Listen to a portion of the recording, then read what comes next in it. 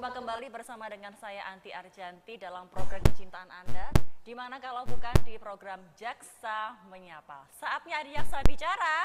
Watos, kurang semangat. Ulang. Saatnya ada Jaksa Bicara. Watos.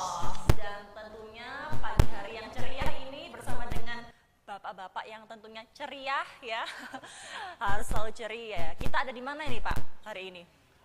Kita ada di Kejaksaan Negeri Batu. Baik, tentunya ada di kantor Kejaksaan Negeri Kota Batu, tepatnya di jalan apa Pak Januar? Jalan Sultan Agung nomor 7 Batu. Jalan Sultan Agung nomor 7 Kota Batu pemirsa. Dan tentunya kita akan mengangkat sebuah topik yang luar biasa, yakni ada peran strategis kejaksaan dalam pemberantasan korupsi. Dan tidak lupa, saya tidak sendirian karena saya bersama dengan Bapak Muhammad Januar Ferdian SHMH selaku Kasih Intel Kejari Batu. Halo Pak. Halo, salam kenal, selamat pagi. Assalamualaikum warahmatullahi wabarakatuh. Waalaikumsalam warahmatullahi wabarakatuh. Dan juga bersama dengan Bapak Samsul Sahubawa SH selaku Kasih Pitsus Kejari Batu. Halo Pak, Assalamualaikum. Waalaikumsalam warahmatullahi wabarakatuh. Sehat ya? Sehat selalu. Sudah ngopi tadi Pak? Alhamdulillah. Belum. Saya sudah. Sudah ya. Belum. Oke, nampaknya ini Pak Samsul nanti menyusul ngopinya ya nanti boleh, ya waktu boleh. break ya. Oke, Pak Samsul dan juga Pak Januar, kita hari ini ada topik yang luar biasa dan tentunya nanti juga akan ada pemirsa yang bertanya-tanya tentunya tentang peran strategis kejaksaan dalam pemberantasan korupsi. Untuk pemirsa yang mau bertanya-tanya bisa langsung menghubungi di line telepon Kejari ada di nomor 0822 2843 8492 atau di Instagram Kejari di @kejaribatu. Bisa juga di YouTube Kejari Batu di Kejaksaan Negeri Batu dan YouTube Batu TV di Batu TV Channel ya. Baik, saya mau langsung tancap gas saja boleh ya? Boleh banget. Oke, saya mau langsung ke Pak Samsul. Siap? Harus siap. Oke, Pak Samsul ini tentang adanya peran strategis ini Pak ya. Apa sih Pak Samsul kira-kira peran strategis kejaksaan dalam pemberantasan korupsi di Indonesia ini bagaimana? Silahkan Pak Samsul. Iya, salam juga buat pemirsa Batu TV. Ini salah satu kegiatan yang memang sangat baik untuk kita bisa menjelaskan kepada masyarakat apa sih peran serta kejaksaan dalam hal ini dalam penanganan tindak pidana korupsi. Kalau kita ngomongin tusi kejaksaan, jelas kejaksaan memiliki peran salah satunya di bidang pemberantasan tindak pidana korupsi. Di dalam hal ini kita melakukan penyelidikan, penyidikan, penuntutan, eksekusi terhadap para terdakwa dalam hal ini, termasuk juga dalam hal sita eksekusi atau dalam hal pemulihan keuangan negara dalam hal itu. Seperti itu, Mbak. Berarti hingga sampai ke tahap untuk pemulihan. Kita akan mengejar aset-aset yang dari hasil tindak pidana korupsi. Tapi sebelumnya untuk hal ini memang ada surat edaran Jaksa Agung juga. Mungkin saya tidak hafal, bisa saya bacakan juga. Sebelum hal ini dalam hal strategis pencegahan dalam hal ini tindak pidana korupsi. Ya, terutama dalam hal ini di internal dulu kita penguatannya.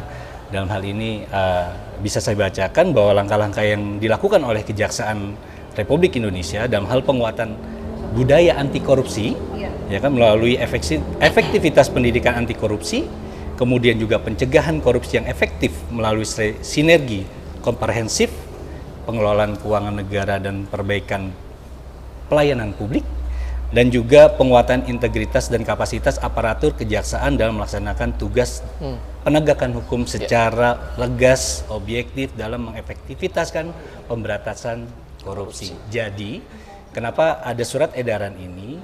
Jelas, yang pertama kita penguatan di dalam internal kami. Dalam hal ini, para penyidik kan seperti itu, dalam melakukan pemeriksaan atau penanganan tindak pidana korupsi. Dalam ini baru kita melakukan strategi-strategi terkait pemberantasan tindak pidana korupsi yang ada di wilayah hukum kami, seperti itu. Oke, berarti untuk masing-masing wilayah hukum juga berbeda ya untuk cara penanganannya atau gimana ya? Secara seluruhnya hampir sama. Kita punya SOP. Kita seperti yang saya tadi bilang, kita punya SOP yang memang dibuat oleh instansi kami seperti itu terkait dengan SOP penanganan perkara tindak pidana korupsi seperti itu. Baik Pak Samsul, jika dalam tahap penyelidikan atau penyidikan begitu, itu apakah dengan bersama dengan kepolisian atau Polri? Oke, Polri atau TNI gitu? bisa saya jelaskan bahwa kewenangan kejaksaan dalam menangani penanganan perkara korupsi, kami juga sebagai penyidik, ya, kami juga sebagai penyidik, tapi kami juga menerima penanganan perkara tindak pidana korupsi dari pihak kepolisian, seperti itu, karena kami selaku penuntut umum, seperti itu, kami juga jaksa peneliti dalam penanganan tindak pidana korupsi yang dilakukan oleh pihak kepolisian, seperti itu. Baik. Untuk Pak Januar silakan. Iya, terima kasih. Mungkin menambahkan sedikit. Jadi memang benar, salah satu mahkota utama daripada kejaksaan itu adalah bidang tindak pidana khusus. Nah, tren pada saat ini yang mungkin akan saya tambahkan adalah bagaimana ketika kejaksaan itu membongkar sebuah tindak pidana korupsi, kemudian setelah terbongkar akhirnya terlihat bagaimana pola yang dilakukan oleh para pelaku-pelaku atau aktor-aktor utama dalam tindak pidana korupsi tersebut kemudian telah terpetakan dan finalnya adalah penegakan yang seperti disampaikan oleh Pak Kasipitsus. Tetapi jangan lupa juga bagaimana kemudian menata kelola kembali apa yang telah dilakukan, apa yang telah diperbuat oleh para pelaku tindak pidana tersebut, kemudian tim dari Bitsus ataupun gabungan dengan bidang aset ataupun bidang perdata dan tata usaha negara itu nanti akan memberikan sebuah formulasi, kemudian memberikan sebuah perbaikan yang kemudian nanti akan mengembalikan tata kelola, misalnya dalam bidang yang kita dengar bersama yang beberapa waktu lalu adalah tindak pidana korupsi tata kelola pertambangan yang menghebohkan itu. Nah, ketika itu sudah terbongkar, ketika itu sudah dilakukan penegakan hukum, pro justisia, kemudian ditemukan sebuah kerugian negara yang nilainya fantastis, apa output kemudian? Apakah kemudian diserahkan begitu saja? Tetapi ternyata tidak. Pimpinan kami melalui Jampitsus, kemudian melalui bidang pemulihan aset dan mungkin dengan ada perdata dan tata usaha negara, kemudian masuk intervensi, bekerja sama, menata kembali apa yang perlu dilakukan perbaikan dalam sistem kelola eksploitasi atau tata kelola pertambangan di Indonesia. Mungkin seperti itu satu. Yang kedua contoh, tentang contoh. Yang kedua itu PKH ya. Apa itu mungkin pemulihan hutan. Tata kelola hutan. Tata kelola hutan yang kemarin itu menjadi sebuah, katakanlah bagi kami adalah prestasi oleh bidang tindak pidana khusus atau Jampitsus, itu telah bisa mengembalikan lahan-lahan yang ternyata dulu ini entah dikuasai oleh siapa, dieksploitasi oleh siapa, kemudian dikembalikan kepada negara sehingga dapat dilakukan tata kelola dan kembali keuangan negara bisa dipulihkan. Mungkin jadi sekarang trennya adalah setelah penegakan kemudian juga dipulihkan bagaimana tata kelolanya. Mungkin seperti itu. Bisa ditambahkan juga boleh, terkait dengan tata kelola, adanya setelah penindakan, terus kemudian adanya perbaikan sistem tata kelola yang disampaikan Pak Kasih Intel dari penanganan perkara di salah satu instansi atau instansi pemerintah atau BUMN atau BUMD seperti itu.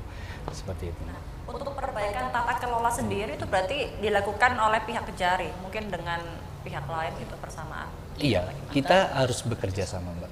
Misalkan salah contoh, misalkan ada salah satu instansi atau yang terdapat tindak pidana korupsi, kita melakukan penanganannya. Setelah penanganan tindak pidana korupsi, kita juga telusuri aset dari para terdakwa, terpidana. Setelah putusan itu inkrah, kita melakukan extrajudicial eksekusi untuk pemulihan keuangan negara yang dilakukan dari hasil tindak pidana korupsi. Setelah itu, kita langsung melakukan koordinasi dengan instansi tersebut Oke. untuk melakukan perbaikan sistem. Apa sih sistem yang salah kemarin? Seperti itu. Nah, kita buatkan perbaikan sistem dengan cara pendampingan hukum, baik itu melalui bidang perdata dan tata usaha negara, atau mulai dari pencegahan lagi dari tindak pidana bidang intelijen. Jadi sistem yang salah kemarin itu kita sama-sama perbaiki. Mungkin dibuatkan aturan biar apa? Tidak ada kekosongan hukum, biar oknum atau pelaku ini bisa melakukan atau instansi tersebut dapat melakukan tindak pidana korupsi kembali. Seperti itu. Nah, itu perbaikan sistem yang salah maksudnya yang dibuat oleh si pelaku begitu. Betul. Yang mengibatkan sistemnya menjadi berubah itu mungkin menjadi salah gitu ya. Bukan. Jadi ada sistem yang memang sudah ada SOP misalkan di pemerintah, misalkan pengadaan barang dan jasa misalkan seperti itu. Sistem sudah jelas bagus. Ternyata kok di dalam pelaksanaannya ada ada celah-celah yang dibuat seolah-olah ini benar. Akhirnya menimbulkan kerugian keuangan negara dari kegiatan pengadaan barang jasa tersebut. Nah, dari situ setelah terjadi penindakan, itulah kita buat perbagi. Ternyata di sistem yang ini memungkinkan orang untuk berbuat. Nah, maka dari situlah kita blok. Berarti harus ada aturan atau pengawasan lebih melekat, monitoring dari instansi tersebut, termasuk dari kami melakukan pendampingan. Jadi setiap melakukan kegiatan misalkan pengadaan barang jasa itu didampingi oleh pihak kejaksaan seperti itu. Baik. Kemudian untuk barang sitaan itu nantinya diserahkan ke negara atau bagaimana? Oke. Terkait dengan barang sitaan seperti itu, ada yang kita bilangnya kalau misalnya di tahap di tahap penyidikan dan sebagainya kita ada melakukan penyitaan dan sebagainya, itu nantinya akan diproses pada saat sambil berjalannya di persidangan untuk membuktikan bahwa aset ini yang kita sita memang benar-benar berdasarkan hasil dari kejahatan. Gitu. Setelah putusan aset ini, misalkan kendaraan bergerak, misalkan kayak mobil, itu nantinya akan dilakukan pelelangan dan hasilnya akan dikembali ke kas negara seperti itu. Oke, baik. Dan sekarang kita mau berbicara tentang adanya ini Pak, peningkatan efektivitas Pak tentang penindakan korupsi. Ini bagaimana sih ini Pak Samsul tentang kejaksaan dapat meningkatkan efektivitas penindakan korupsi ini yang seperti apa? Silakan Pak Samsul. Baik, kalau secara umum strategi jelas kami di Kejaksaan Agung dalam hal ini di Badan Diklat ada melakukan training atau pelatihan diklat kepada jaksa-jaksa dalam hal teknis penanganan perkara tindak pidana korupsi. Itu salah satu bentuk kegiatan pelatihan untuk menguatkan jaksa-jaksa yang memang melakukan penanganan dalam penanganan tindak pidana korupsi. Itu yang pertama. Kedua, langkah-langkahnya jelas kita akan berkoordinasi dengan lembaga atau instansi lain yang berhubungan dengan betul yang berhubungan dengan penanganan perkara tindak pidana korupsi, PPATK seperti itu, BPKP dalam hal penghitungan kerugian negara, ya, terus kemudian dan juga dari akademisi ahli-ahli, ya kan, ahli-ahli baik dari universitas negeri maupun swasta yang memang kami butuh keahlian mereka untuk membuat terang suatu penanganan perkara tindak pidana korupsi. Kalau seperti untuk akademisi ini keterkaitannya apa nanti dengan? Iya, jelas. Kami secara keilmuan jelas kami teori dan sebagainya. Tapi sebagai contoh aja, misalkan bangunan, bangunan gedung, kami tidak bisa mengukur ketebalan beton ini seperti apa. Makanya kami butuh ahli dari akademisi, ahli-ahli dari teknik yang ada di universitas negeri maupun swasta yang punya keahlian di bidang tersebut seperti itu. Oke, baik. Ini kita infokan kembali ke pemirsa Batu TV yang di rumah untuk yang ingin bertanya-tanya bisa langsung ke line telepon kami. Boleh. Di nomor 0822 2843 8492 atau di Instagram Kejari Batu di @kejaribatu. Ada juga YouTube pemirsa di Kejaksaan Negeri Batu dan juga YouTube Batu TV Channel pemirsa ya. Ingin bertanya tentunya tentang tema kita hari ini di peran strategis kejaksaan dalam pemberantasan korupsi, pemirsa ya. Oke, mungkin Pak Yanuar mau menambahkan lagi seputar? Ya, mungkin sudah cukup banyak memang kalau ya. dari peningkatan efektivitas. Jadi memang setiap waktu, setiap pergantian waktu ke depan itu kita pasti harus dituntut lebih efektif. Karena memang tuntutan dari masyarakat yang memang semakin tinggi, kemudian efektivitas dituntut bagaimana penanganan perkara, khususnya kalau kita bahas di sini ada tindak pidana khusus, itu bisa pertama cepat, tepat, dan efektif. Nah itu pastinya di situ tidak membutuhkan lebih banyak biaya, tidak membutuhkan lebih banyak waktu, tidak membutuhkan lebih banyak SDM, tetapi penanganan itu menjadi efektif. Itu tadi sudah disampaikan. Nah, mungkin ada tambahan sedikit bahwa memang di Kejaksaan RI atau di instansi kita itu ada mungkin supporting yang namanya auditor. Apa fungsinya auditor? Iya, apa tuh? Nah, kenapa kok bisa ada auditor? Memang meningkatnya volume, meningkatnya penanganan perkara yang ditangani oleh kami khususnya di tindak pidana khusus itu membutuhkan, tadi disebutkan adalah perhitungan kerugian negara. Nah, itu bekerja sama tadi ada BPKP maupun BPK. Nah, instansi tersebut memang berkewenangan untuk bisa mengaudit, menghitung kerugian negara, tetapi dengan keterbatasan yang ada, wilayah, kewilayahan, geografis, teman-teman yang jauh dari provinsi atau lokasinya dengan berkoordinasi dengan BPK ini cukup jauh, bisa menempuh berhari-hari bahkan, itu menjadi tidak efektif karena pengalaman kami berdua. Itu bisa. Itu ya? Iya, karena lokasi kami ada di sebuah kabupaten, katakanlah di Maluku atau Maluku Utara yang saya pernah tempati situ, untuk berkoordinasi dengan rekan-rekan BPK itu bisa membutuhkan waktu dan tenaga. Nah, apa yang saya sebutkan tadi adalah auditor. Auditor itu memang menjadi sebuah tools bagi kami, menjadi sebuah peningkatan kecepatan efektif untuk bisa menghitung sendiri apa yang dinamakan sebuah kerugian negara. Ketika sebuah ada penyidikan dugaan tindak pidana korupsi, maka diharapkan teman-teman auditor di internal kami itu bisa melakukan penghitungan, karena memang mereka atau rekan-rekan tersebut sudah dibekali secara teknis dan sertifikasi. Nah itu, dan sudah diakui oleh lembaga pemerintah negara bisa melakukan perhitungan. Nah, mungkin tambahannya sedikit seperti mungkin tambahan juga. Iya boleh Pak. Mungkin tambahan ketika seperti yang dibilang auditor, secara fakta memang di setiap daerah memang ada keterbatasan jumlah personil. Tim teman-teman dari BPKP selaku penilai atau penghitung kerugian keuangan negara. Beliau harus mengcover seluruh Kejari, itu baru Kejari, belum kepolisian, kan seperti itu. Berarti tidak hanya lingkup Kejari ya, betul, yang lain-lain. Betul. Iya, betul. Karena dia memang negara, memang keahlian mereka untuk melakukan penghitungan keuangan. Sedangkan contoh aja kayak Jawa Timur. Jawa Timur kita punya 39 satker Kejari.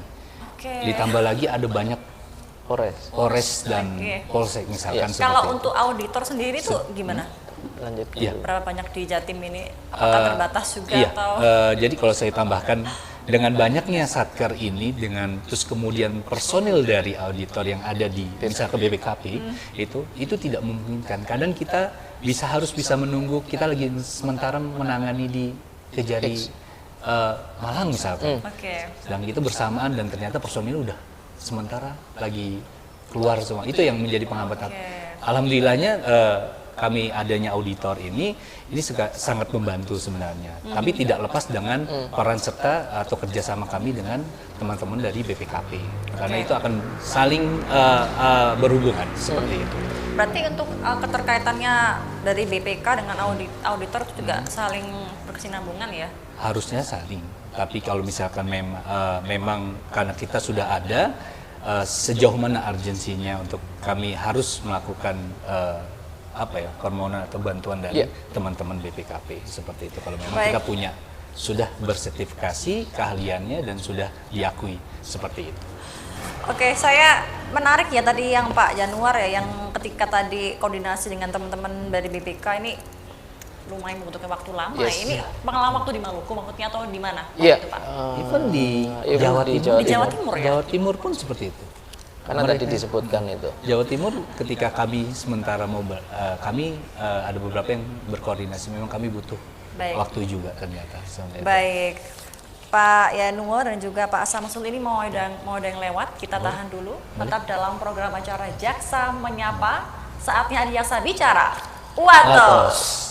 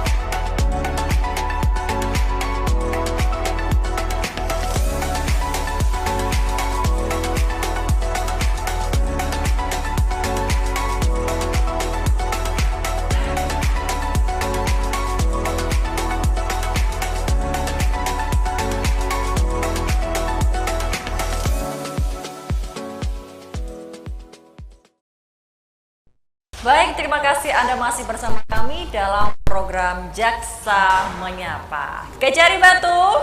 Oi say. Oke, nah kompak ya. Kejari Batu. Oi say. Luar biasa ya. Kita masih di tema yang sama tentang adanya peran strategis kejaksaan dalam pemberantasan korupsi. Dan tadi saya ke siapa? Ke Pak Januar apa ke Pak Samsul ya? Boleh. Boleh ya dua-duanya. Ya mana aja. Oke. Sama aja kok. Baik, sekarang saya ingin bertanya tentang adanya ini Pak, peningkatan transparansi ini. Pak, lebih ke Pak Januar ya ini ya. Oke, Nah, baik. gimana ini Pak Januar tentang bagaimana sih kejaksaan Pak dalam meningkatkan transparansi dan akuntabilitas dalam penindakan korupsi yang seperti apa? Silakan Pak Januar. Kita berbicara tentang penegakan hukum di tindak pidana korupsi.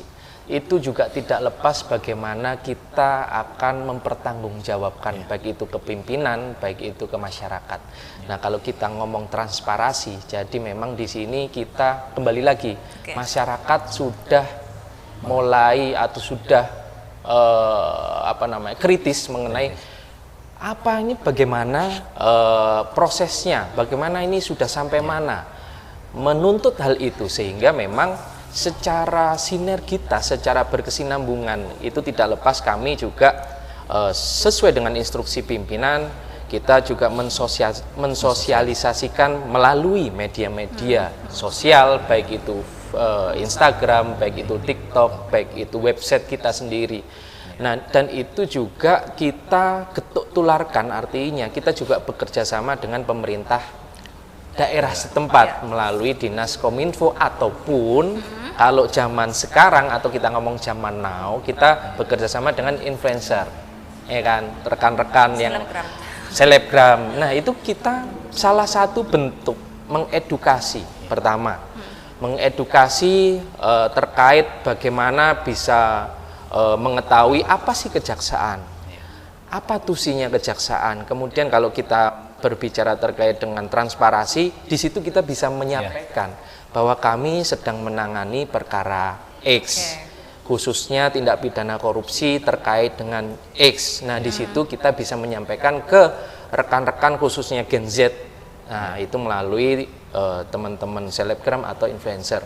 Tetapi di kita sendiri memang kita memiliki Instagram, kita memiliki website, kita memiliki TikTok yang memang difungsikan sebagai media untuk mempublikasikan kinerja, memberikan penerangan, memberikan penjelasan, khususnya kalau tadi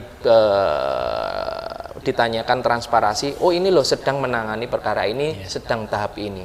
Itu yang pertama. Yang kedua, kita juga tidak lepas dari rekan-rekan media. Itu sebagai rekan kita untuk memonitoring, rekan kita untuk mengkritisi, rekan kita untuk bisa saling memberikan informasi, bisa menggetuk tularkan, menginformasikan melalui media massa, media elektronik atau media massa elektronik yang sekarang sedang tren. Jadi memang teman-teman itu memiliki media online, katakanlah seperti itu. Nah, di situ kita selain tadi yang saya sampaikan memiliki Instagram, kita melakukan press release, kita melakukan informasi kepada rekan-rekan media, kita undang, kita berbincang bahwa ini kami sedang melakukan penyidikan terhadap X, kita sedang melakukan pekerjaan terkait misalnya ada tindak pidana umum, ada perkara menarik perhatian apa. Nah, di situ lah peran kita untuk memberikan transparansi terkait dengan apa penanganan yang kita lakukan di sini. Itu kita lakukan secara berkesinambungan, baik itu rilis melalui media elektronik, rilis kita mengundang rekan-rekan wartawan, kemudian kita juga melakukan ngopi bareng jaksa. Itu yang kita lakukan beberapa hari yang lalu, baru-baru ini. Nah, itu menjadi sebuah hal yang harus kita lakukan secara berkelanjutan. Kenapa? Kembali lagi untuk bisa menjaga, untuk bisa memberikan guidance kepada masyarakat. Oh, kejaksaan sedang ini. Oh, kejaksaan Batu loh ini ada, begitu. Oh, kejaksaan Batu pejabatnya berganti, misalnya seperti itu. Jadi hal-hal tersebut yang memang intens dan secara berkelanjutan kita lakukan seperti itu. Berarti apa yang sedang ditangani itu selalu ada press release ya? Iya. Ditangani oleh kejaksaan. Mungkin menambahkan menambahkan terkait transparansi terkait penanganan perkara di sini, memang pimpinan kami selalu terus mengingatkan seperti itu, terkait masyarakat tidak akan tahu kinerja kita kalau kita tidak mempublikasikan. Seperti itu. Makanya teman-teman media di sini, kenapa kami sangat dekat dengan teman-teman media, karena memang beliau mereka-mereka yang memang membantu kami dalam hal publikasi terkait apa sih kerjanya kejaksaan, khususnya Kejaksaan Negeri Batu. Seperti itu. Makanya terkait informasi yang harus bisa kita sampaikan kepada masyarakat di sini juga ketika diminta kita akan menjelaskan juga. Tapi memang ada batasan, terkait dengan informasi yang harus kita berikan pada saat kita melakukan penanganan perkara, apalagi itu penanganan perkara korupsi seperti itu. Berarti maksudnya tidak semua dipublish betul, begitu ya? Karena ada batasan di mana ketika itu udah masuk materi kami tidak bisa memberikan informasi. Tapi kalau memang hanya kejaksaan sementara menangani perkara apa, kita akan jelaskan seperti itu. Tapi kalau dari segi seperti kronologis, mungkin itu juga dipublish juga atau tidak? Itu Kalau dari segi itu. perlu difilter sampai dengan di mana. Karena nantinya informasi itu hanya ada di bidang intelijen. Iya. Jadi seluruh informasi yang ditanyakan oleh masyarakat, baik itu maupun media, itu larinya semua di intelijen, bidang intelijen. Karena beliau adalah humas kami, seperti humas dari kantor kejaksaan, seperti itu. Baik, kemudian yang tadi Pak Janur yang ngopi bareng jaksa ini apa itu yang Iya. dilakukan? Itu. Baik, ngopi bareng jaksa ini adalah salah satu cara kami untuk bisa berinteraksi langsung, bisa menyerap langsung, kita bisa dua arah secara rileks santai dengan teman-teman media untuk bisa menyerap ada informasi apa, kemudian saling bertukar informasi. Nah, di situ lah membuat forum yang namanya ngopi bareng jaksa. Nah, itu kita hadiri seluruh pejabat utama dan pastinya dihadiri oleh Pak Kajari selaku Kepala Kejaksaan Negeri Batu.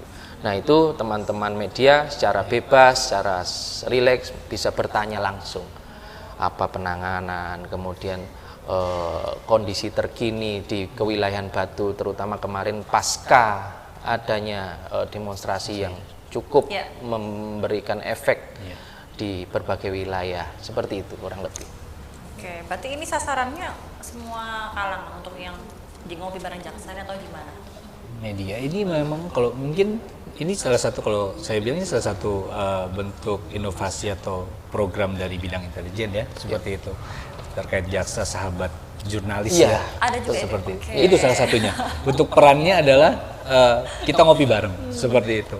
Disitulah baru kita bisa melihat apa sih kekurangan kita. Betul. Oh, publikasi kita nih sebenarnya udah masif belum sih ke masyarakat terkait dengan peran kerjanya kejaksaan, seperti itu. Ya, disitulah kita intinya silaturahmi sih sebenarnya, seperti itu ya. Pak Kasindra. Dan biar lebih dekat gitu ya. Betul, dengan betul. kejaksaan, ya. Baik. Makanya tadi saya bilang tidak kita pungkiri bahwa kerjasama dengan teman-teman media untuk masyarakat luas tahu tentang apa sih kejaksaan, bagaimana kinerja kejaksaan, seperti itu. Oke, baik. Dan pemirsa Batu TV yang di rumah, untuk yang mau bertanya-tanya tentang adanya tema peran strategis kejaksaan dalam pemberantasan korupsi, bisa langsung menghubungi di nomor kami di 0822 2843 8492 atau di Instagram Kejari Batu. Ada juga di YouTube Kejaksaan Negeri Batu dan juga YouTube Batu TV Channel, pemirsa. Sudah ada pertanyaan masuk mungkin dari teman-teman atau ya rekan-rekan yang lainnya, silahkan ya langsung menghubungi di platform media sosial kami di Kejari Batu, Kejaksaan Negeri Batu, di YouTube dan juga di YouTube Batu TV Channel, pemirsa ya. Baik, berarti untuk yang ngopi bareng jaksa sudah berapa lama ini program berjalan, Pak Janwar? Ya, artinya memang secara berkesinambungan sudah cukup lama berjalan dari pimpinan-pimpinan sebelumnya untuk bisa tadi itu saling mengenalkan, saling lebih mendekatkan kita dengan teman-teman media wartawan seperti itu. Baik, ini sudah ada pertanyaan masuk. Oke, baik. Akan saya bacakan. Ini untuk siapa ya? Monggo. Bebas. Baik, ini untuk Pak Januar atau Pak Sama-sama. Samsul sama ya ini ya. Sama-sama, ya. Pertanyaan dari media sosial ada, sejauh mana sih kejaksaan menggunakan teknologi digital atau sistem informasi untuk mendukung transparansi dan efektivitas pemberantasan korupsi? Itu ke Pak Januar ya namanya. Oke, Silakan boleh. Pak Januar. Ya, Jawab. terima kasih. Tadi pertanyaannya sejauh mana kami atau kejaksaan itu menggunakan teknologi informasi untuk menekan atau tadi apa? Mohon maaf. Untuk sistem informasi untuk mendukung transparansi. Untuk dan mendukung efektivitas. transparansi, baik. Mungkin bisa saya jelaskan. Jadi kembali, mungkin tadi juga sudah kami jelaskan di sebelumnya atau di pertanyaan sebelumnya bahwa kita menggunakan media-media yang terkini, teknologi-teknologi terkini, yaitu kalau dahulu beberapa waktu atau beberapa tahun itu kan boomingnya atau umumnya menggunakan Facebook. Ya, kemudian beralih lagi ada Instagram. Nah, sekarang lagi Instagram. Maka dengan media itu kita bisa melakukan publikasi kinerja, publikasi kegiatan-kegiatan yang kita lakukan untuk masyarakat, khususnya untuk penegakan hukum, itu melalui media terkini yang sedang diikuti, yang sedang digunakan oleh masyarakat. Kalau kita sekarang bicara Gen Z atau bicara Gen Alpha ya seperti itu. Nah itu kemudian sekarang lihat ada lagi nih media yang namanya TikTok. Nah tetap kita juga menggunakan, kita juga pakai itu, dan itu memang sesuai dengan instruksi pimpinan. Di Kejaksaan Agung pun atau Kejaksaan Tinggi itu juga ada menggunakan media sosial berupa TikTok. Selain itu yang tadi kita sampaikan, lepas daripada itu kita melihat tren yang ada di masyarakat. Ternyata sekarang trennya itu adalah influencer atau selebgram. Selebgram itu bisa menarik massa, mempunyai pengaruh terhadap sebuah segmen masyarakat tertentu, maka dari situ kita bisa menggandeng teman-teman selebgram untuk bisa mengedukasi. Oh ini loh, kejaksaan itu bekerjanya seperti ini. Kemudian kita juga sedang menangani ini, sehingga teman-teman yang menjadi follower kadang kan melihat Instagram atau melihat media sosial itu, dia atau mereka itu melihat sosoknya dia siapa. Oh saya followernya si X gitu. Apa yang dikatakan X itu kadang langsung lebih masuk kepada yang bersangkutan atau kepada kelompok tertentu itu. Maka dari itu kita tidak hanya menggunakan teknologi informasi terkini, tetapi juga melihat tren yang digunakan, tren yang berkembang sekarang apa, seperti itu. Kalau sekarang ya lebih sering menggunakan influencer seperti itu. Berarti mengikuti tren platform digital apa yang sering digunakan oleh masyarakat begitu ya? Betul Pak? sekali. Berarti maksudnya kalau misalnya dengan influencer, maksudnya untuk yang melihat lebih nyambung begitu mungkin ya, mungkin lebih paham begitu dengan yang disampaikan begitu maksudnya. Informasi tersampaikan, seperti informasi tersampaikan terkait dengan mungkin ada. Kalau berkaitan dengan teman-teman di intelijen terkait dengan pencegahan, ya kan, terkait dengan pencegahan itu bisa dilakukan dengan penyuluhan hukum, baik itu melalui mungkin ada apa ya, semacam apa ya, kayak informasi itu ya langsung secara digital seperti itu sih. Oke, baik. Kemudian ada lagi pertanyaan kedua ini tentang UUD perampasan aset ya ini ya, Pak Januar dengan Pak Samsul ini ya. Jika Undang-Undang Dasar Perampasan Aset yang belum disahkan, nah, bagaimana Kejaksaan bisa melakukan penyitaan aset secara proaktif meskipun belum memiliki dasar konstitusional yang kuat? Nah, ini bagaimana ini Pak Samsul? Silakan. Terkait dengan kami ada namanya, kita biasa melakukan namanya sita eksekusi ya. Seperti itu. Memang kalau kita background maksudnya kalau kita lihat dari tindak pidana korupsi yang marak itu lebih kepada masalah di bidang perekonomian ya, seperti itu. Makanya kami ditekankan oleh pimpinan bahwa dalam melakukan penanganan tindak pidana korupsi bukan hanya pidana badan saja, tapi juga terkait dengan aset yang memang menjadi kerugian keuangan negara, seperti itu, ya kan? Nah, langkahnya Kejaksaan dalam pemulihan aset ini, ketika dalam penanganan perkara, selain kita melakukan penyitaan pada tahap penyidikan tersebut, kita juga melakukan sita eksekusi, yang mana untuk membayar uang pengganti. Biasanya kan di putusan itu pidana denda, terus kemudian uang pengganti kan tersebut tuh, ya kan, seperti itu. Nah itu jadi apa namanya tusi kami untuk bagaimana caranya kami dengan bidang intelijen melakukan aset tracing lagi. Biasanya di awal dan ini di akhir aset tracing lagi, bekerja sama dengan bidang kami untuk aset tracing terkait aset-aset para terpidana. Gimana cara kita mengejar untuk memulihkan keuangan negara dari hasil tindak pidana yang dilaksanakan. Kita melakukan yang namanya sita eksekusi, seperti itu. Itu langkah-langkah kami, ya kan, sambil berjalannya terkait dengan undang-undang perampasan aset Betul. yang belum disahkan, Betul. tapi sebenarnya di kami sudah ada ornamen itu. Jadi tidak terlepas untuk penguatan mungkin ke depannya dengan adanya undang-undang perampasan aset itu bisa lebih tajam lagi. Tapi apa yang sudah ada di ornamen kami, sebenarnya itu memang sudah bisa kita lakukan untuk mengejar aset dari para terpidana. Terlepas lagi kita harus bisa juga bekerja sama dengan instansi lain untuk yang lebih marak lagi kan isunya kan sampai dengan aset di luar negeri dan sebagainya. Iya, Itu kan harus iya. ada kerjasama.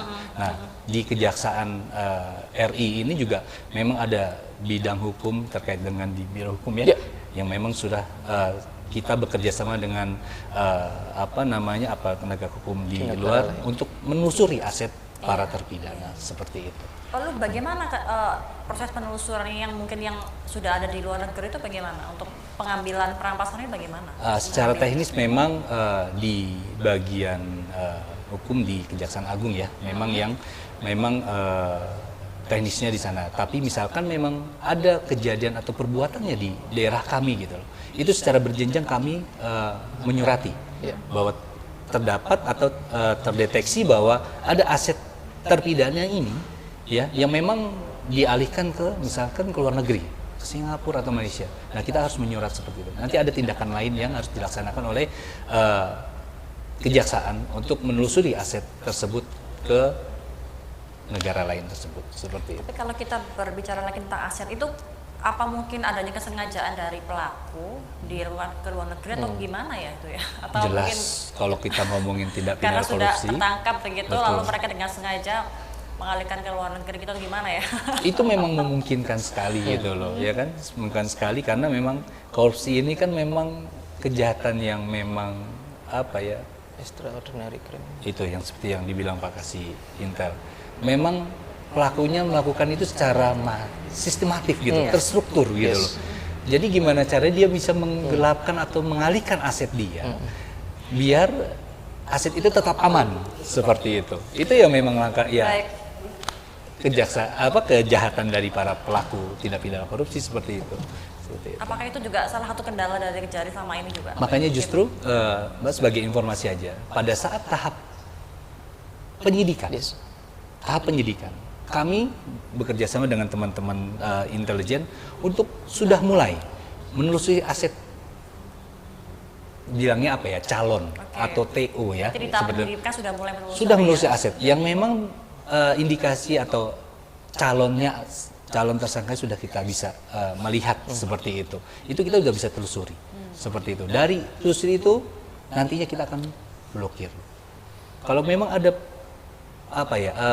pemindahan dan sebagainya, kita bisa bekerja sama dengan PPATK, kita bekerja sama dengan KPK dan sebagainya. Dan juga teman-teman perbankan seperti itu. Untuk apa sih? Untuk mengetahui aset ini kemana sih?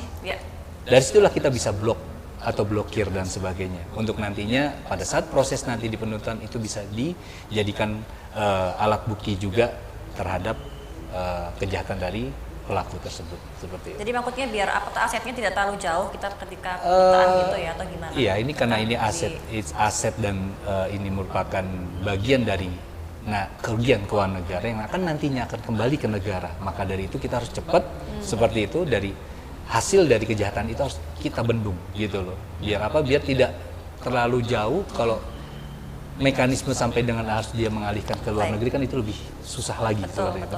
Walaupun itu tetap pasti akan bisa seperti itu. Baik, ini kemudian ada pertanyaan lagi ini Pak Januar dan juga Pak Samsul ini ya, tentang apa upaya yang telah dijalankan oleh Kejaksaan Negeri Batu kepada generasi muda khususnya dalam menumbuhkan mental untuk tidak melakukan tindakan hukum. Ini dari Indra Hadi, ini silahkan dijawab Pak Januar. Oke, terima kasih atas pertanyaannya Mas Indra Hadi. Jadi Mas Hadi, jadi memang begini, salah satu tusi kami selain daripada penegakan hukum, di sini ada yang namanya pencegahan hukum. Ya kan, pencegahan itu pasti preventif agar tidak terjadi tindak pidana yang kita khawatirkan, sehingga tidak akan terjadi penegakan hukum yang kita lakukan. Nah, apa yang kita lakukan dengan cara preventif itu memang ada di bidang intelijen, salah satunya melalui sarana atau toolsnya adalah penerangan hukum. Penerangan hukum itu nanti akan berupa jaksa masuk sekolah, programnya, jaksa masuk pesantren, jaksa jaga desa, jaksa sahabat petani di sini. Dan yang terbaru di sini jaksa sahabat UMKM. Nah, apa yang nanti mungkin kita akan jelaskan. Apa itu maksudnya itu? Nah, ini adalah kita memberikan edukasi sedini mungkin, preventif mungkin, mitigasi. Tadi kalau dikatakan untuk lebih dini kita masuk ke jaksa masuk sekolah. Jaksa masuk sekolah itu adalah memberikan edukasi mengenai kenali hukum, jauhi hukuman. Kalau kita mengenal hukum, kita mengenal aturan sedini mungkin ke teman-teman siswa atau adik-adik kita itu yang masih dalam proses pencarian jati diri, setidaknya kita bisa membekali adik-adik kita untuk, oh kalau ini melanggar, kalau ini nanti merugikan orang lain. Itu yang menjadi poin besar kita untuk bisa memberikan dasar bagi teman-teman, dasar bagi adik-adik kita bahwa jangan sampai kita melanggar aturan. Aturan itu dibuat bukan sekedar untuk hanya tulisan yang kemudian oh cuman gitu enggak boleh, tetapi kita lebih memberikan pemahaman efeknya itu apa sih, filosofisnya itu kok ada aturan begini. Nah, kalau misalnya kita kembalikan, misalnya kamu melukai teman kamu melakukan pemukulan, dikembalikan, kalau kamu dipukul mau enggak? Kan seperti itu. Nah, artinya itu dari titik dasar seperti itu yang kemudian nanti berkembang ke atas. Kita contohkan lagi jaksa sahabat UMKM, jaksa jaga desa itu adalah lebih ke faktual untuk mitigasi penanganan manajemen keuangan supaya nanti ke depan tidak ada yang kita khawatirkan untuk ternyata ada perbuatan-perbuatan curang, perbuatan-perbuatan penyalahgunaan kewenangan yang bermuara kepada kerugian keuangan. Keuangannya mungkin desa, kota, provinsi ataupun dan segala macam. Seperti itu. Menambahkan ya untuk menguatkan mental memang sasaran kayak seperti jaksa masuk sekolah itu kan dimulai dari SMP ya, SMP seperti itu. Malah justru kejaksaan itu untuk menguatkan mental untuk tidak punya mental korup ya seperti itu, dibuatkan kantin kejujuran. Ya, kalau misalnya ini ada kantin kejujuran yang biasanya ditempatkan di sekolah-sekolah dan itu memang diterapkan di sekolah-sekolah seperti itu. Jadi ada satu kantin yang dia boleh tinggal ambil uangnya, ambil kembaliannya, itu kan melatih mental untuk tidak curang dan harus jujur seperti itu. Itu salah satu bentuk yang memang digalakan oleh pimpinan kami seperti itu untuk melatih mental tidak korup seperti itu. Itu mungkin. Jadi maksudnya dia jujur atau tidak ketika mau membayar. Salah satunya selain dari penyuluhan hukum itu juga ada yang memang kita dorong sekolah-sekolah untuk membuat kantin kejujuran seperti itu. Baik, ini ada lagi pertanyaan dari Berkah Broadcast sini. Apakah pemberantasan oleh kejaksaan di Kota Batu sudah berdampak nyata terhadap kepercayaan publik? Silakan. Terima kasih. Terkait dengan penanganan tindak pidana korupsi, memang kami terus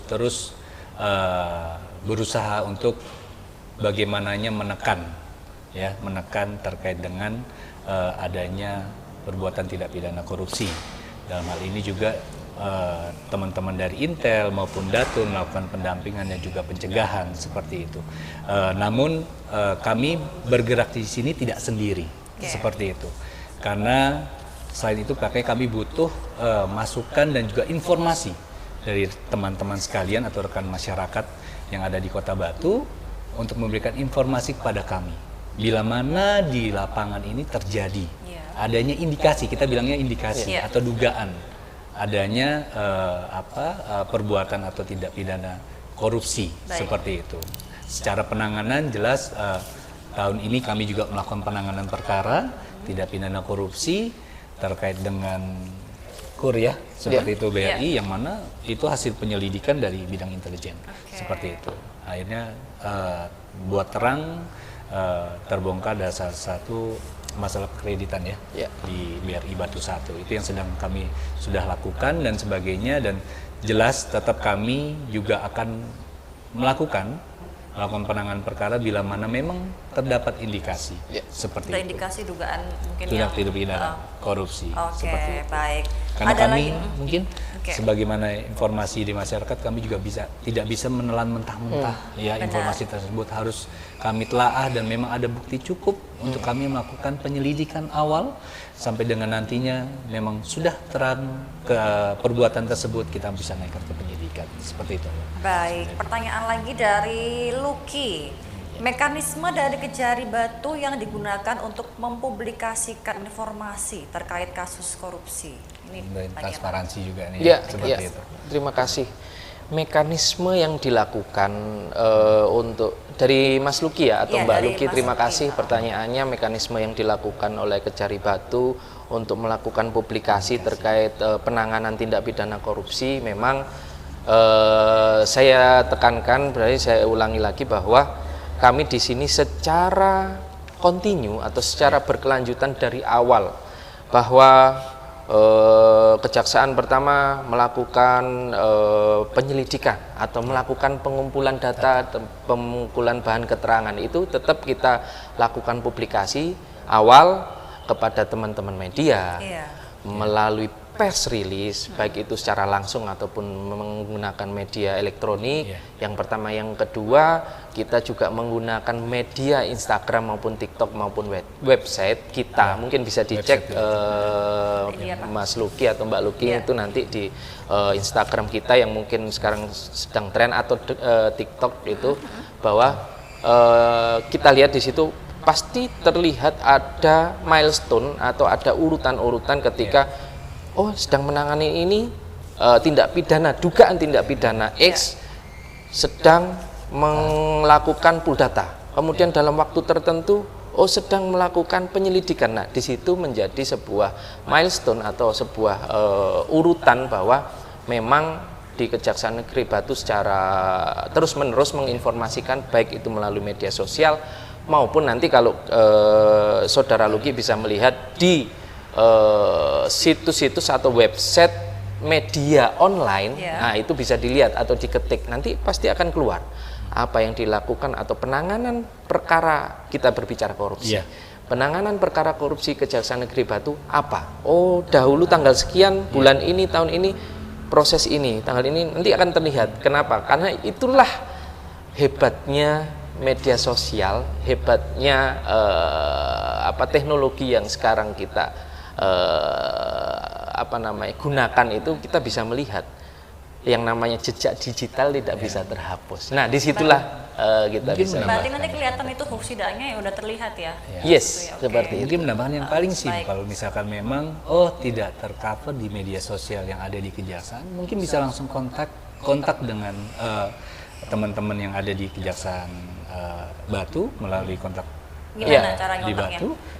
Yang tadi disebutkan nomor yang tadi bisa disampaikan, misalnya, Pak, saya tahu kalau Kejaksaan lagi sementara menangani perkara A. Bagaimana ya perkembangannya? Misalkan tidak tercover di media sosial, bisa langsung dikontak aja langsung. Nanti teman-teman intelijen yang memberikan informasi, sejauh ini sampai di mana? Atau informasi terkait penanganan perkara pidana umum misalkan, seperti itu. Jadi bisa kontak, penanganan perkara pidana umum misalkan adanya penganiayaan, dia merupakan korban misalkan, sudah sejauh mana ya Pak? Itu bisa ditanyakan. Nanti teman-teman intelijen yang akan memberikan informasi. Jadi mekanisme informasi itu bidang intelijen akan bertanyakan ke bidang masing-masing terkait. Misalkan ke Pitsus misalkan, Pak Samsul ini terkait penanganan perkara ini udah sampai mana ya, seperti itu. Nanti saya akan informasikan kepada bidang intelijen, untuk bidang intelijen menginformasikan kepada si penanya, seperti itu. Rata-rata segitu mekanisme. Baik, ini ada lagi pertanyaan dari Saudara Topik ya. Taufik, iya. Untuk dana desa, apakah ada pengawasan ini Pak? Karena kebanyakan dana desa dari pusat Iya. besar, tapi pembangunan jalan maupun fasilitas umum tidak ada. Nah, bantuan masyarakat juga minim. Ini seperti apa? Silakan Iya. dijawab Pak Januar. Nggih. Terima kasih tadi pertanyaan dari Saudara Saudara Taufik Taufik, ya. ya. Ini menarik sekali.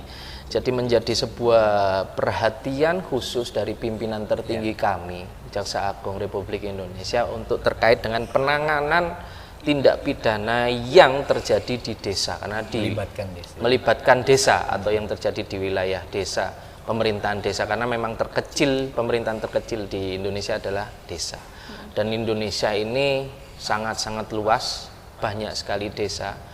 Dan kita kembali dulu ke belakang dulu, saya tarik sebelum menjawab itu, bahwa perangkat desa atau kepala desa adalah seseorang yang dipilih oleh warga desa itu. Nah, maksud saya apa? Kepala desa ini kadang tidak mengerti apa yang dinamakan pemerintah, kadang tidak mengerti bagaimana pengelolaan keuangan, tidak mengerti bagaimana pertanggungjawaban yang baik dan benar. Nah, itu yang mungkin menjadi menjadi atensi pimpinan kami di kejaksaan untuk menjaga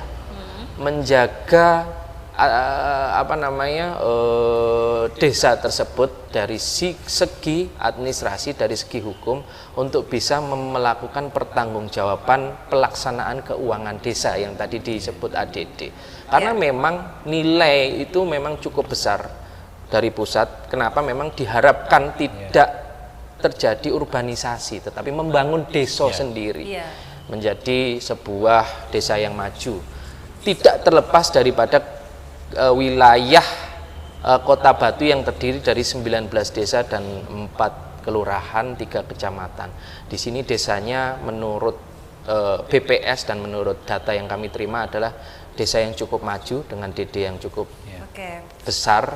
Nah, di situ ada yang namanya aplikasi Jaga Desa. Apa itu aplikasi Jaga Desa? Jadi memang aplikasi Jaga Desa yang sudah diluncurkan beberapa waktu lalu itu adalah sebuah aplikasi yang bisa memantau seluruh keuangan desa, baik itu real time atau yang akan datang perencanaan, serta memantau aset-aset desa secara real time berkesinambungan. Tujuannya apa? Adalah untuk bisa mendeteksi dini apakah ada potensi penyelewengan, apakah ada potensi ini ada kegiatan yang cukup menarik perhatian, ada kegiatan yang cukup nilainya cukup signifikan sehingga perlu adanya intervensi dari kejaksaan, bisa berupa pendampingan hukum yang dilakukan oleh jaksa pengacara negara atau memberikan sebuah legal opinion terkait dengan sebuah kegiatan yang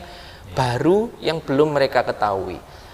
Nah, tujuannya adalah kembali lagi perangkat desa atau kepala desa itu background ke belakang adalah mereka itu bukan dari birokrat, bukan dari orang yang mengerti hukum. Ketika dilakukan penindakan, ternyata mereka ini tidak mengerti apa-apa. Nah, diharapkan ketidaktahuan itu menjadi sebuah mitigasi bagi kami, memberikan arahan, memberikan pendampingan, memberikan monitoring supaya nanti ke depan tidak salah dalam menjalankan pemerintahan. Itu menjadi sebuah mitigasi atau preventif. Tetapi, nah ini ada koma. Tetapi ketika, nah jangan sampai nanti ini komanya ini akan beralih ke sini. Tetapi ketika sudah dilakukan mitigasi dan ternyata ada mens rea, ada perbuatan pidana yang diindikasikan oleh kami ini adalah sebuah kesengajaan.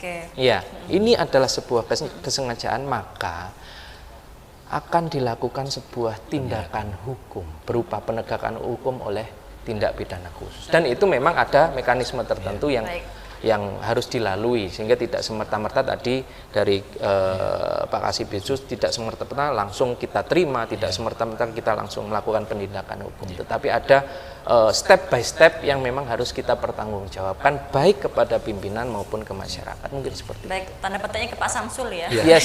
Silakan mungkin Pak Samsul menambahkan gitu kan, menambahkan kenapa desa ini sangat menjadi perhatian Pak Jaksa Agung juga dalam hal ini, karena banyak satker yang melakukan penanganan tindak pidana korupsi dengan melibatkan atau intinya terdakwanya atau pelakunya ini desa, kepala desa seperti itu. Dan kita tahu bahwa desa itu yang tadi dibilang backgroundnya bukan birokrat, bukan akademisi, yang memang basic pendidikan mungkin karena dipilih masyarakat, dia adalah tokoh masyarakat yang basicnya memang pendidikannya kurang, tapi bukan berarti kami hanya langsung ada tapor langsung seperti tidak. Kami memilah seperti itu ya. Mana yang memang ada niat dan itu dilakukan selesai, itu yang masuk ke kami. Tapi hal tersebut tidak bisa serta-merta kami terima seperti itu, tapi harus memang ada tahapan-tahapan. Baik, cukup Pak Samsul dan juga Pak Januar, terima kasih atas waktu dan informasinya. Ini ada satu pertanyaan yang belum terjawab, mungkin nanti bisa langsung ke Kejari Batu atau menghubungi nomor yang tadi langsung dijawab ya. Dari Pak Cahyo, ini nggak kerasa di penghujung acara. Silakan diinformasikan untuk harapan kedepannya Pak Januar dan juga Pak Samsul untuk harapan kedepannya. Terakhir satu kalimat. Satu konklusi terakhir. Cepat lah yang penting. Yang pasti kejaksaan adalah mitra masyarakat. Kewenangan kejaksaan itu bisa masyarakat pergunakan, manfaatkan kami untuk bisa membantu masyarakat seperti itu. Baik, terima kasih. Silakan Pak Januar. Ya, sinergi dengan Pak Kasibitsus. Jadi kita di sini kan temanya adalah tindak pidana khusus. Artinya harapan kami ke depan masyarakat lebih melek hukum, lebih menyadari aturan, karena memang aturan itu secara waktu ke waktu pasti berubah.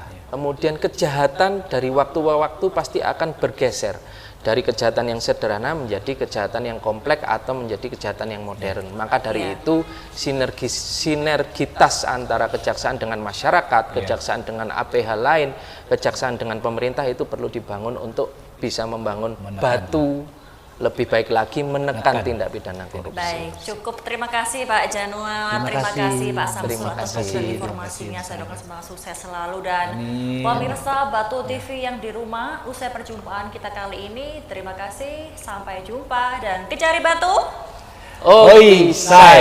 Sampai jumpa dan wassalamualaikum warahmatullahi wabarakatuh. Waalaikumsalam warahmatullahi wabarakatuh.